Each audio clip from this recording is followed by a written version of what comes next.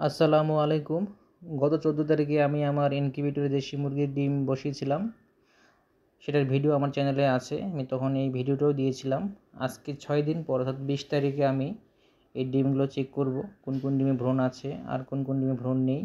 এজন্য মোবাইলের flash light on করে সেখানে ডিমগুলো এভাবে বসিয়ে আস্তে আস্তে ঘোরাঘুরি করলে দেখবেন যে লাল এরকম রগ দেখা যাচ্ছে। দেখুন, কাছ থেকে দেখুন, এটাতে ভ্রূণ আছে, তার মানে এটাতে বাচ্চা হবে। আমি এভাবে প্রত্যেকটা ডিমই চেক করব। তারপর আমি ভ্রূণ ছাড়া ডিমগুলোকে আলাদা করব। দেখুন, এটাতে স্পষ্ট বোঝা যাচ্ছে ভ্রূণ আছে। এভাবে আমি প্রত্যেকটা ডিমই চেক করব একটা একটা করে। দেখুন, এটাও এরকম এখন বোঝা যাচ্ছে না, কিন্তু দেখুন ঘোরালেই দেখতে পারবেন। এই যে দেখুন যে লাল রগগুলো দেখা যাচ্ছে, তার মানে এটাতে ভ্রূণ আছে।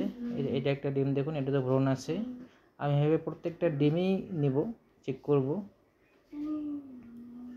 এটা দেখুন, এটা তো ছিল। এইটা দেখুন, এটাতে লাল রগ দেখা যাচ্ছে না, তার মানে এটাতে ভ্রূণ নেই, এটাতে বাচ্চা হবে না। এটাকে আমি আর ইনকিউবেটরে বসাবো না, আলাদা করলাম। এভাবে প্রত্যেকটা ডিমই আমি চেক করলাম। এখানে আমি 80টা ডিম দিয়েছিলাম।